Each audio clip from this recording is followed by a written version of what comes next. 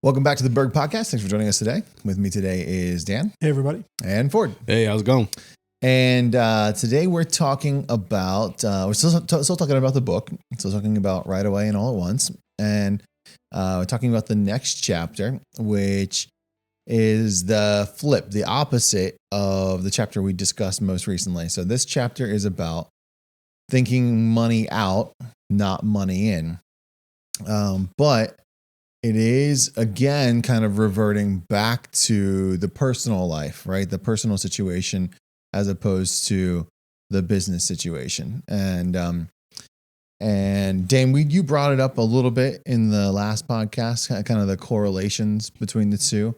But sort of kind of taking a step away and saying, you know, if everything went right in the business world and we generated enough for you to live comfortably, then what happens? So right.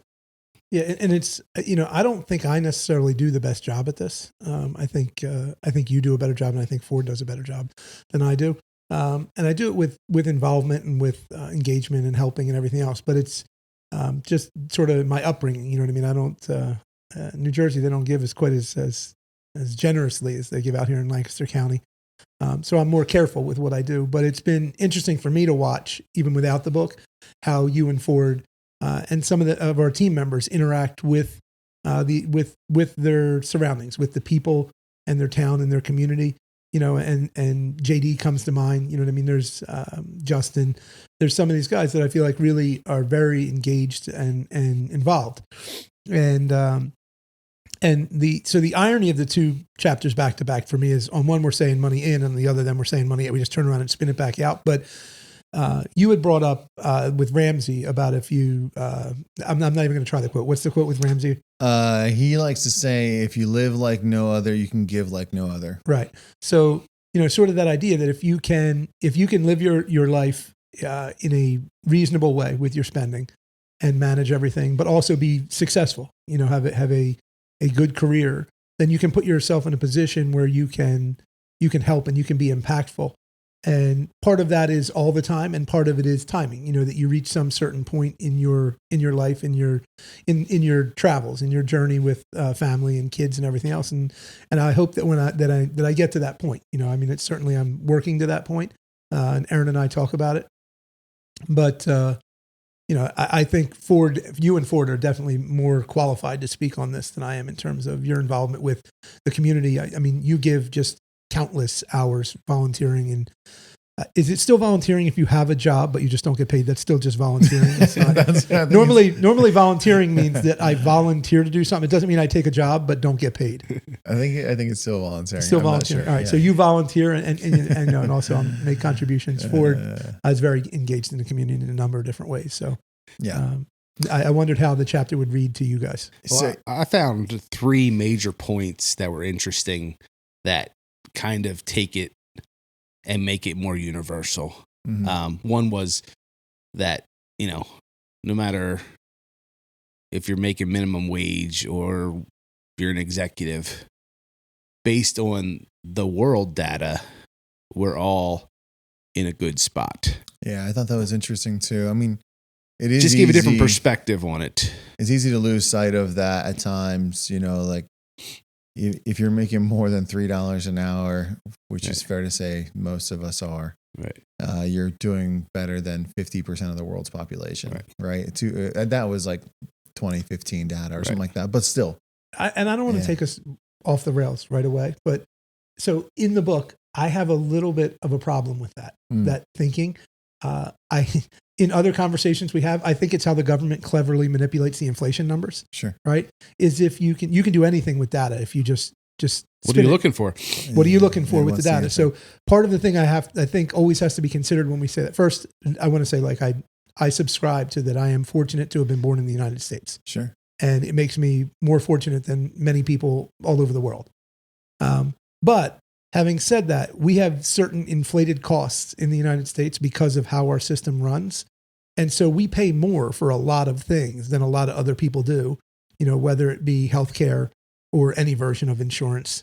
And then also some other items that do skew those numbers a little bit, but it doesn't skew it to say, like, clearly not everyone, the majority of people in the United States are better off than everybody in third world countries that don't even have water. Like, I'm not making that argument, Sure. but I'm just saying it's not as, when they start to talk dollars, I always feel like it's a little bit manipulated because it costs so much just to exist in the United States. I don't subscribe to the, like, we're wealthy, quote unquote, Right. compared to the rest of the world.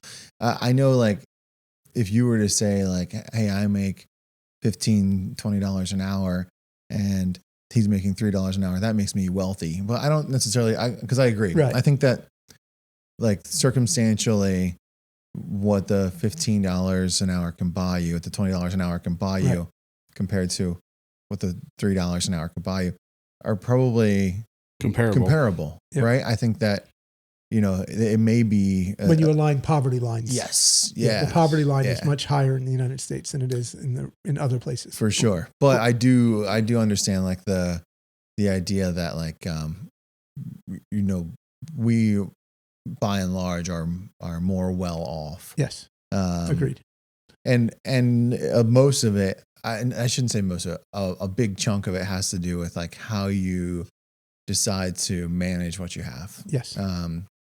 Whether it's a lot or a little. Right. And that is the main driver that's against this chapter is consumerism. Yes. Right. It's like our desire to have new things, and, you with the cell phone, not that you have a new cell phone, that you don't, but your choices you make for how your money is spent, and it goes back to the fortress balance sheet and all the other things we talked about before, both on the professional and on the personal side of the book, where if you're spending money faster than you're making it, then there's no way you can help anyone else in any way. You can't even really help yourself. You need someone to help you. Sure.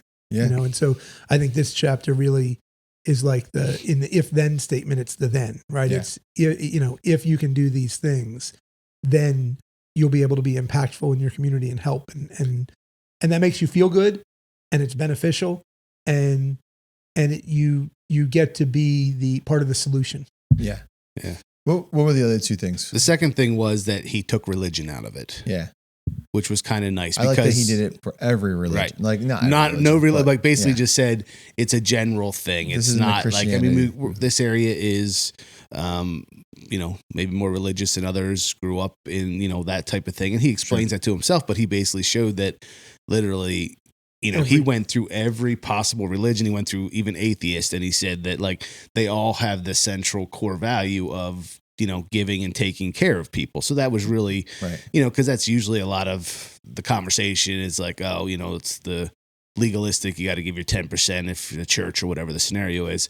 And then I think the third thing that was really interesting is that, dollars do make up a part of this, but a lot of, like, time, time is money. I mean, we can all say that that's relative, but your time can be just as valuable as the dollars. And so you might not have, money to give to an organization, but maybe you can donate some time, and you're still giving and helping the community, but it doesn't have to be writing checks. So I think that was like I know it says money out, but part of, like, his conversation was just tied more to the time, or being on a board, or volunteering, as your sports job is, but whatever. Like, but he was kind of calling out that it's not.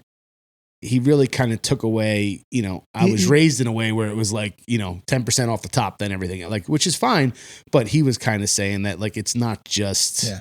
Okay, I wrote and then he was kind of saying about being a cheerful giver. It's not like, okay, yep, I wrote my check, I'm good to go. Yeah. It's more like, hey, this is about, like, what can you do, and what can you, maybe it's time, maybe it's a check, maybe it's talking to somebody. Right. I mean, when he does that, it becomes so much more inclusive, because you're making it that everybody is involved, but you're also making it anybody can do it. There's nothing. And I think, Brian, you and I had a conversation after I'd read this chapter a little while ago, and there was a car broken down in the middle of the road. And I said to Brian, I was like, I drove past, I had the girls with me. I was late for soccer. I'm trying to get to practice. Aaron's with me. And I drove by, and I was really disgusted with myself, because it was like two, what I deemed younger girls, like, broken down in the middle of Marshallton and Thorndale Road by, like, the Wawa. And I said to Aaron, like, I should have just pulled over and helped them push the car off the road. And Aaron was like, no, you should have called the police so someone could help him. And I was like, no, that's the problem. Like the problem is if everybody just stops and helps them get out of the way, there's not even the risk of getting hit by a car because everyone would stop. And I was like, and when you get out to Lancaster County, there's more of that. I'm not saying it is all that, but there's more of that general feel of like the greater good and helping in the community. And it really struck me, like that struck a chord with me. And I started to think about it and had heard people say, like, we appreciate that your family gives of their gifts, you know what I mean? Because like Erin will be very engaged and volunteer and I help with things. And you and I talked about that because of you're a good role model that way, for everybody, but in the community with what you volunteer doing. Yeah. I liked the section where he talked about time, talent. It was a money, time, talent, or what was it? It was three things, right? Yeah. But the emphasis there, your expertise, whatever it is. Yeah. Like, and just like you're saying there, Dan, he's trying to correlate it to like everyone has something to offer. If you have anything of abundance, then you have something to give, right? Right. Potentially. And finances is an example, but your time and your talent are equally as valuable, maybe more valuable to other people. If they need some physical assistance or they need some of your time, the dollars may not have afforded them that regardless, potentially. And I think it does make it a lot more inclusive, and it does make it a lot more like broad and easier to consider and think about. He used the phrase, he used it before in the book, but he used the phrase like tickled tither. Yeah. And the other one was like a fretful giver or something like that. Yeah. And the idea of like doing something out of obligation doesn't necessarily create the genuine value. You say, well, it doesn't create the value for you. Yes. Yeah. I think that was internally facing. Yes. I mean, not that it probably would be a little better for the receiver, but I think it was really focused on the giver. You know what I mean? Sure. Are you giving that in giving that way, it's more meaningful. Because that was also the single most impactful part of that chapter to me. And again, I believe it's in this chapter, is when he was quoting various old sources when he was establishing that every religion, every version of belief had some version of helping and generosity. Mm-hmm. And I forget what he quoted, but it was someone that said, how much is giving is enough. And it's enough giving when it impacts you or it hurts you. Or I forget what the exact adjective was. That was at the end when he said about like a money fast. He was like kind of tied to that, right? Yeah. Like, right. And it you got to make it hurt you type part. deal. And I was like, that's never seen it go to that level. That's interesting. But I think you do. Like, I'm not saying you give to the level that hurts, but what I am saying is, in one of the things I tie it to is when I agree to help out and coach some of like the youth programs. Sure. I don't have the time to do it. Like between work and our schedule, and I do not have, it impacts me. Like it messes with things. I'm late where I'm supposed to be. I don't get to do what I want to do. I have to eat dinner in the car. Like it's impactful. And I think about you that way. You know what I mean? That like, I try and talk to you and I'm like, hey, can we talk later tonight? And you're like, yeah, we can talk at like 9:30 when I get out of practice or my board meeting and head home. You know what I mean? I'm like, Brian left his house at like 6:00 this morning. He's not going to be home till 9:00 at night. And you only got paid to work for 8 or 10 hours in the middle of the day. Like the rest of the time you were giving of yourself, and that has to have an impact. But in being genuinely giving and generous, I don't think you see it that way. Like, I don't think you think like, this is really impacting me. Like this is hurtful to me. Right. But if you think about it, like, it is, because like, what would you get to do with Allie or Addie or Gavin or Aiden? You know what I mean? If you had that time, and I'm not talking about this week, I'm talking about historically. Like if you were the dad that just drops his kid off at lacrosse practice and then just goes about your way, you could have had, a cup of, could have had a milkshake with Addie once a week for her entire life. Instead, you coached lacrosse. You gave, and it did impact you, but you didn't even notice because you genuinely were just trying to be generous and a good member of community. So I think that was the part that was most impactful to me, is think of all the people who give happily and you don't even notice it. You sort of just take it that it's like their job, but it's not their job. Right. Yeah. Yeah.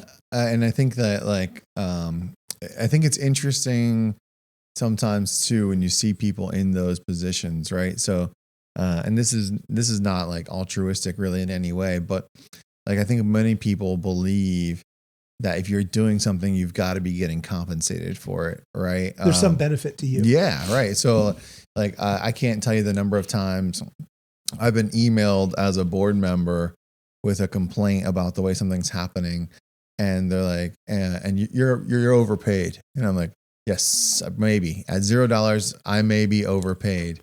I'm probably not overvalued, but maybe in your opinion, I'm not satisfying the obligation of the job, so maybe I'm overpaid at $0." And it's just sort of like, I think the expectation by most people is like, well, you show up to that thing every week, they've got to be paying you to do it. And it's like, no, I want to do it. I get satisfaction out of knowing that I can do it. I believe I have the ability and the skill set needed in the role at the moment. And so like that's how I give my time. But yeah, that part did jump out to me a lot though. It's a conversation that I've had in various forms and fashion over a number of years. You know, our family goes to church.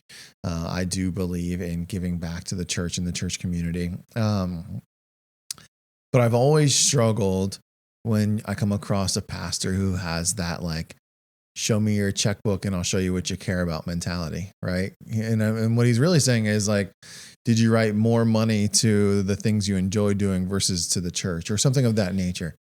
And I'm like, man, I think that's what scares people away from the idea of whatever the venue is, like of doing something good, of being generous, of giving, because they don't want to be judged for whether or not it was perceived to have been enough, whether or not it was perceived to have been of value, you know, all of those things. Because like when you come to it from a point of judgment and you say like, oh, well, I know Dan could have written a check for $1,000 instead of $100. Like I know, they drive a nice car or what. They have no Whatever idea their evaluation is.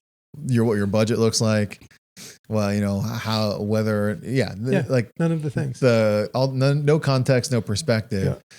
But I think that scares a lot of people off from being a participant in giving of their time, talent, finances, because there's like a judgment component to it too, to say like, why didn't you do more? Why couldn't you? Yeah. So is that weird to think about? Because no, it makes a lot of sense. And you triggered something in me that I'm being very intentional to try and stay in a narrow path here.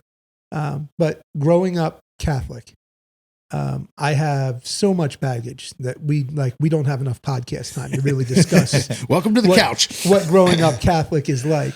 But so many things struck me. Like one of them was I was taken back as a kid that when you had to do the tithing thing, right?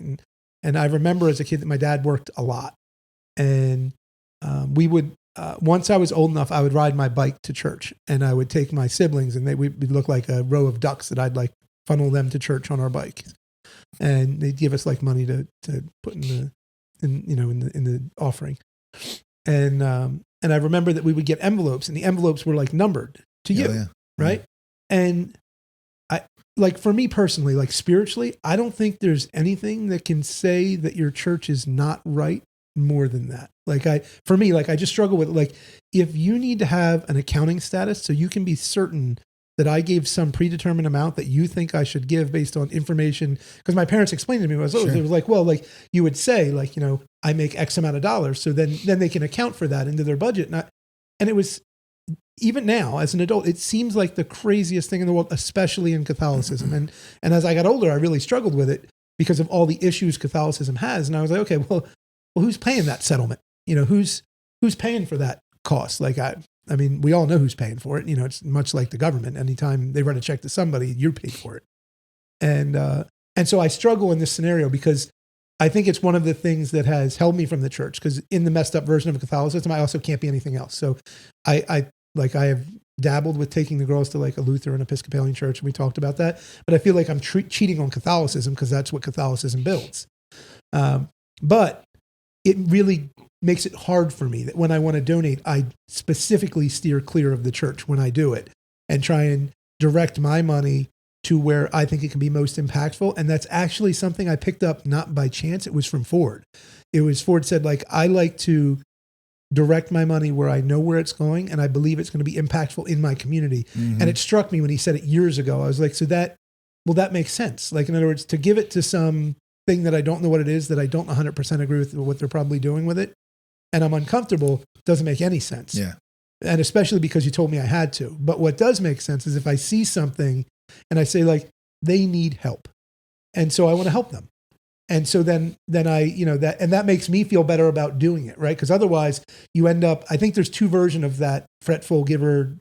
One is that you're just pleased with yourself, like, the people that go to, the church on Christmas and Easter. Right. Yeah. Right. Or you give money just because that's what you have to do. But there's a different side of it, I think, of some people who give to the church, but might be fretful about it because they don't really know where the money's going. Like when you make a donation to somewhere and it's just some big organization, you know what I mean? Like even, in an odd tie, Ford it reminds me of the thing in North Carolina with all the storms. Mm-hmm. And, we had the opportunity, everybody had the opportunity to give money. And Ford said to me, hey, reach out to people we know there and see what we can do directly. If they need help, we will help. Right. But like, we wanted to do it in a very direct fashion. Right. Yeah. Because that way it gets to the people who need it. And I totally agree. And that's not to say it's not to say the Red Cross is doing bad work. No. But writing a check to Red Cross feels at times unimpactful because Red Cross is a big organization. They've got their own set of overhead and all those things that they've got to make sure they cover, and they do good work. I truly believe that. But when you can, like you're saying, like Ford likes to do, go to the source because you know that you've got the time or the talent, or in our case, we maybe even some of the resources, equipment, et cetera, the people, like we can say, all right, we'll do those things at cost to Berg, but not at gain to Berg in that way. And that's, I think, like I see the difference, and I think it's potentially more impactful. It's funny to me that Ford's so quiet on this one. Well, it's actually my dad and I were having this conversation the other day because he actually says about it in the book too, about like, it's this weird thing because like when you're giving, you're releasing something, right? I mean, that's like what really giving is. It's a release of something from you to someone else, family, whatever it is. And so on one side, you're like supposed to just release it and be what it is.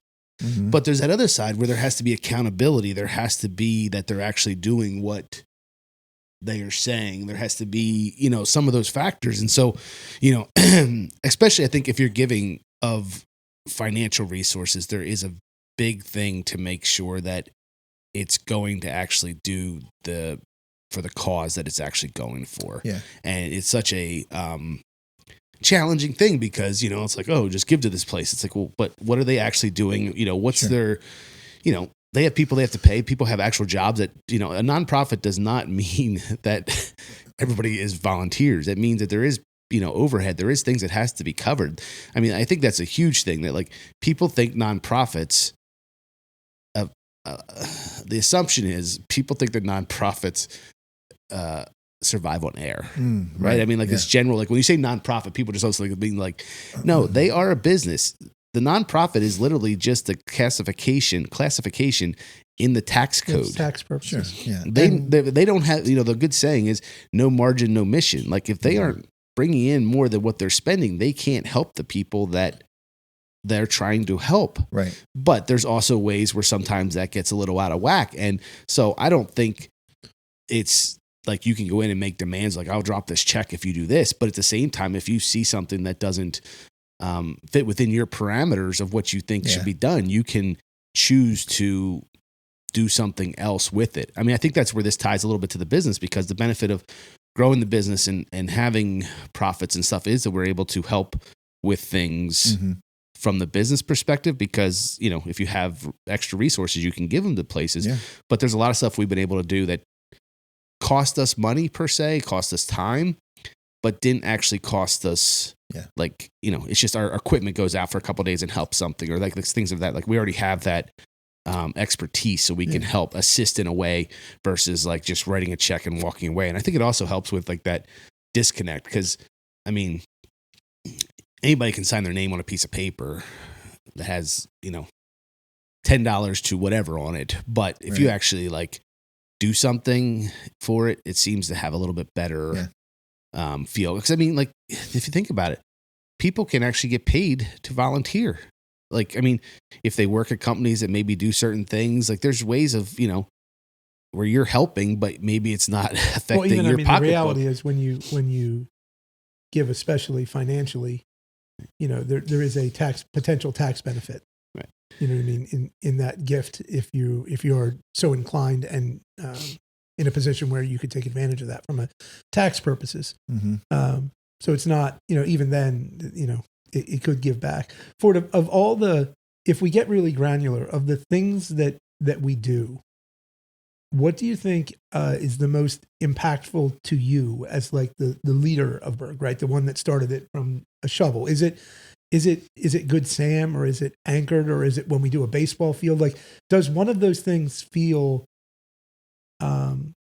more impactful, or do you see them all sort of the same? Like, how does that, I wonder this sometimes, like, what does it feel like to be in a position where you're able to help in so many different ways, in sometimes writing a check, in sometimes actively having a family member or someone involved in the organization and having oversight, or actively being involved, but also just saying, I'm going to utilize my company to do this work. And I'm just going to eat it because I can. Like, where do you think is the most impactful to you as a person?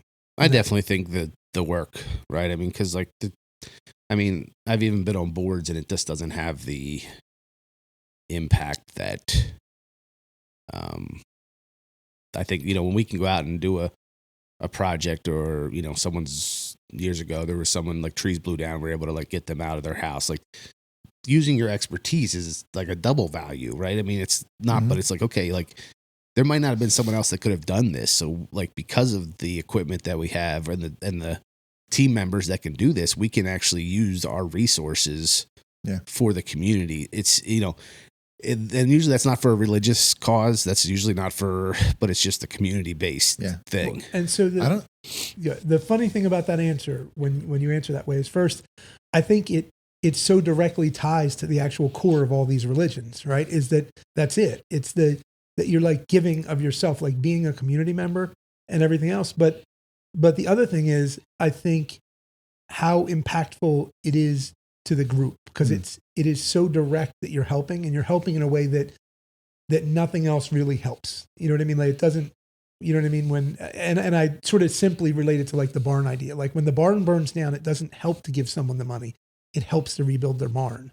Like, either way, the barn gets rebuilt, but it is very different. The communal benefit of a group like going in there and making whole what was damaged, you know? And I think that's sort of the value in that is the intrinsic value is amazing. And the ability to do it is, you feel fortunate.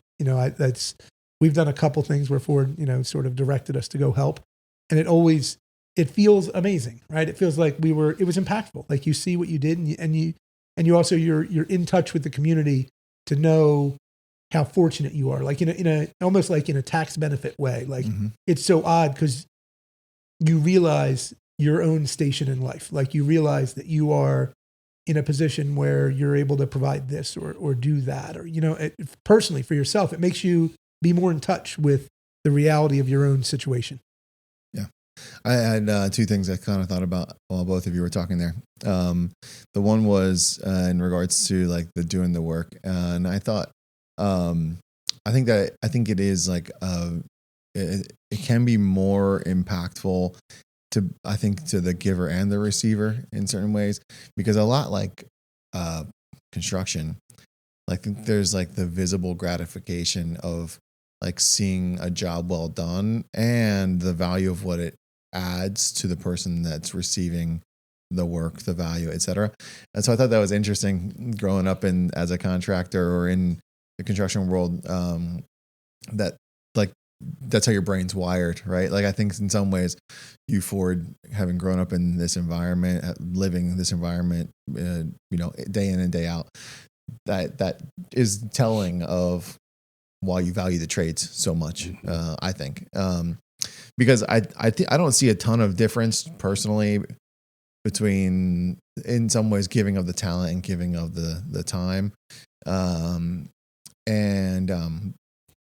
I think it's just like a slower, potentially like a maturation of the result, right? So like a lot of times my work on the board feels like it takes a long time to get to the result, a lot of hours, and it's not as like instantly visible as helping someone rebuild their home or helping them paint their walls and stuff like that. And so I just thought that was maybe just two different like perspectives of us growing up in different paths and arriving at similar places. The other thing, as Ford was talking, that I thought about was how core it is to our core values. Yeah. In other words, like part of it is that's, we want to do things that are impactful to the community, like as our business. Right. Like we don't want to just go do the same thing repetitively over and over again necessarily. We like to, when possible, find jobs that we think are impactful to the community, that are beneficial to the greater good. Sure. And, so even in our work, in a sense, we want it to be meaningful. Yeah. The other thing I was thinking about, and I don't know if either of you, or if your kids are old enough yet to have done this, but yeah, it's funny to me, like, to reflect on things like this, because usually as a parent, you think about your job, your role in impacting and guiding your kids, right? But I can think of a couple of like pretty specific examples of how like my kids have impacted me. And one of them is in this exact way, actually. When Gavin was young, every time we passed somebody who was homeless, he said, "Dad, can you give him some money?" Every time. And I was like, "Well, Gav, I don't know if they need it. I don't know if that guy's actually homeless. I don't know what he's going to use it for." And he's like, "You don't have to decide. He needs it. We have it. Could you just give it to him?" And he would go as far. And it's funny. He's probably like 10 years old, right? And he'd be like, "Dad, I'll give you the money back." Which, I'll reimburse you. Yeah, makes me a little emotional. Yeah. And so, like, to try and find sort of, and so we did that for a long time. And Allie would actually carry bags in her car to like, like your little hand, like a go bag type scenario, food, water, or whatever. So, but what's actually helped me in that is like, I don't know how they'll use it all the time, but if I truly believe they need it, I'll give. And but the other thing is, it started to make me think, and I got this from you, Ford. Started to make me think though, like, how do I be involved in changing that in my community? Instead of like, not that there aren't an abundance of needs in every community, but if I can be of impact, can I like focus on my community and impact locally? And so for me, like trying to find ways to like donate or be involved into organizations like Good Samaritan, which is one you introduced me to, like, which has a direct impact on homelessness and the homeless population in our community here. Like, that's for me, I'm like, okay, like that's a way, like Gavin has said, like, let's do it. And I'm like, all right, let's do it. And let's help people here. Right. And so, yeah. Well, and that's the great part about that, because, our daughters are starting to say stuff where they're like, we're pulling up to a light, and that's a place I have my issues with, but neither here nor there. Sure. But, where like, they're like, why don't we? And like, it's like, whatever. But like going at it from the other angle with Good Sam, because they're actually helping those people, and you're knowing that they're helping them, giving the things that they need, and it wouldn't be going to something that wouldn't. And that's what you're saying about we were just talking about that, like, you're giving that money, whatever, 5, 10, 20, whatever it is. I mean, the food is a greater, thing, because then it's not being used for something that would harm that person. But you're just letting it go, and you're like, hey, I did my part, and like, I can't control what that person is going to do with that. Yeah. And so that's always an interesting dynamic to figure out how that works. And that's like, you're good at boards because you are that longer term thing. I've removed myself from that situation because I like to get things done. Like, it's just, I can't do this 18 months talking about things until they move forward. Sure. And I just realized that that's not my DNA. And so I just realized that I can't, that's not a way in which I can be useful or helpful. Yeah. So I will find other avenues because that particular one just, I've tried it and it is not for me. Yeah, there's so much there in what you just said. You know, I mean, first, just the idea of, I don't remember what the exact wording, but we're like, you know, he needs it and you have it, you know, like, or you have extra and don't need it. I mean, from a like a child's perspective, it's just, it is hard to get there as an adult. Like having, you know, lived this long, like you just, to some degree, I become, you know, jaded and I'm evaluating. Like I pull up to the light, I'm just like frustrated. You know what I mean? Like I don't know how, like I don't have any of the information I need to really be able to make a fair judgment. And it's not my job to judge. Right. But like, but you are where you are. I am where I am in behaving that way. But just the pure sense of that to say like, am I impacted, even if you don't take it to the length of impacting you? Like, Gavin sort of simplified it. Are you impacted in any way if you give that person $1? Like, no, like you're not. So give the guy $1. Like, you know, like, cause it's the right thing to do. So that was the first thing that came to mind. But in a crazy example of something similar to that I remember that was, I have watched Ford give away a lot. And I don't think anything was as striking to me as the time you were with us, I believe. And we were at a really nice restaurant. And I think we were in Charlotte for meetings. And Ford had steak. We all had steak. And Ford got steak. He didn't eat it all. And he got a box to take it with him. It was the oddest thing because we're staying in a hotel. And when we used to have time, Ford and I would you know, we would go out, and when we didn't all have kids, and Ford wouldn't really take food with him if he was going home because he'd be like, nah, we're gonna like leave the restaurant, go to this other place, go to another place, and then we got to drive back to your house, and I'm gonna drive back to my house. It's gonna leak in the car. It's gonna leak in the car. I'm not taking this with me. And I saw him, and he took and I was like, what is he doing? He has no way to maintain or heat that up. It's gonna be bad. We know we're having breakfast tomorrow. Like there's no reason to carry walk. And and it was so odd. And he like walked out, and we walked around the corner, and there was a homeless guy who had been sitting there that we walked by to walk into, you know, who knows the last time he ate, and we were walking in to spend a lot of money per meal. And Ford handed him the steak. And I was like, what? Did you know he was there? And he was like, yeah, I saw him when I walked in. And I was like, so you thought about it while you were eating, and then you saved it, and then you gave it to him. And he was like, yeah. And I was like, I don't know why it was so striking to me, but it was because it didn't cost Ford anything. It was going to cost him the same if he ate it, didn't eat it, threw it away. It didn't matter, right? It didn't change anything. It didn't impact Ford at all. Sure. But the cognizance to have seen the person, but not say like, hey, here's $5, but then get a meal and give him a meal that, you know what I mean? Like it was, It was just so striking to me. And it was like, spoke to who he is, you know, that I always say, like, if I said, Ford, will you give me $5? He probably would. But if I said, Ford, can I borrow your car or your Traco? Can I stay at your house? It would definitely be yes. You know what I mean? Like, in other words, it's just so intentional about how he is, that he wants to help. But help isn't always money. You know, he wants to help in the most impactful way, I think. And for that way, he's a really good role model for me as I try and figure out how I try and meet the intention of this chapter and what it means in life to really be able to give. Yeah. It's I think a tough one to like maybe at times mentally get yourself to, and you know, I'm sure like each of us would say the same. Like at different points in our life, we may have thought about it or approached it differently, but somewhere along the lines we've, you know, figured out, or people have impacted us in a way that made us start to think about this in a little bit different manner. And I think this chapter of the book really sort of just helps like reinforce the mindset. So that's probably a good place to wrap it up.